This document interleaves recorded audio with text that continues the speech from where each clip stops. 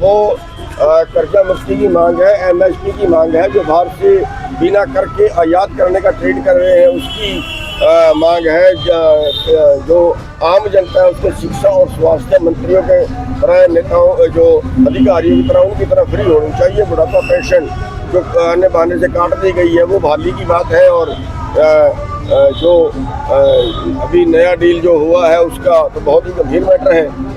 इन सभी मांगों को लेके जो है वो जिला दर जिला एक प्रदर्शन कर रहे हैं, और उसके बाद 23 मार्च को जो बड़ा आंदोलन है, जो बड़ी रैली है वो पिपली अनाज मंडी में है, तो साथ के साथ उसकी भी तैयारी कर रहे हैं। अगर सरकार 23 तारीख तक 23 को भगत सिंह जी का जन्मदिवस शहीदी दिवस है, अगर तब तक मानती है तो ठीक है, वरना बड़ी लड़ाई की घोषणा वहाँ करेंगे। साहब, विपक्ष भी और किसान भी आरोप लगा रहे हैं कि जो इंडो यूएस ट्रेड डील हुई है उसमें कहीं ना कहीं किसान बर्बाद होंगे, किसानों को नुकसान होगा। आपको क्या लगता है? और लेकिन सरकार ये कह रही है कि इसमें ऐसा कुछ भी नहीं हुआ है, जो कृषि उत्पाद हैं उनको बाहर रखा गया है।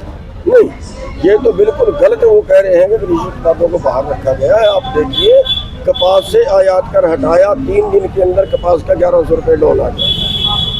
इसी तरह से अब जो उत्पाद बचे हैं उनकी इनकी तय हुई है कि उनको जीरो टैरिफ पे भारत में लाएंगे। अगर ये जीरो टैरिफ पे भारत में आते हैं तो भारत की खेती को तबाह होने से कोई रोक नहीं सकता। भारत में फिर कारपोरेट खेती करेगा 10-10 हज़ार एकड़ के फार्म बना के, क्योंकि यहाँ 82% किसान 2.5 एकड़ से कम के मालिक हैं, और उनका खेती में खर्चा ज़्यादा है। यहाँ 50 हॉर्स पावर का ट्रैक्टर तो अमेरिका में 500 हॉर्स पावर का ट्रैक्टर है। यहाँ 2.5 एकड़ के मालिक हैं तो वहाँ पे 2,500 एकड़ का छोटा किसान मालिक है, और बड़ा किसान तो 50,000 एकड़ का मालिक भी है। वहाँ का जो रकबा है भारत से 7 गुना ज़्यादा है। वहाँ की आबादी भारत का 25% है। तो हम उनसे मुकाबला करें तो कैसे करें? दूसरी चीज़, भारत को अपने दम पे जीना है, अमेरिका को अपने दम पे जीना। अमेरिका ये चाहता है कि उनके पास तो बहुत अनाज फालतू है, वो तो खाली पड़ी जमीन की भी सब्सिडी देते हैं, तो भारत के अंदर तो सब्सिडी नाम की कोई चीज़ ही नहीं है। तो हम उनका मुकाबला नहीं कर सकते। और ये 50% आबादी है जो है वो खेती पे डिपेंड है आज भी, उनका रोजगार।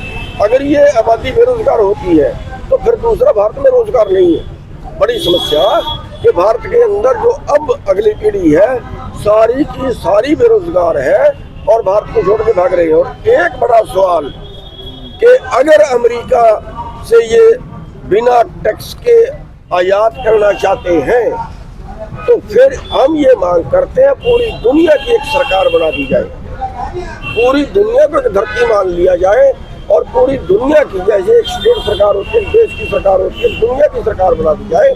और फिर जो देश का मर्जी जहाँ पे माल जाए, जो देश का मर्जी जहाँ पे आदमी जाए। हमारे पास लेबर फालतू है, हमारे जो बच्चे हैं वो अमेरिका में जाके लेबर करना चाहते हैं, उनको संगलों में बांध के बेड़ियों में जकड़ के वापस भारत क्यों भेजा गया? अभी प्रोटेस्ट करोगे? हाँ जी, हाँ।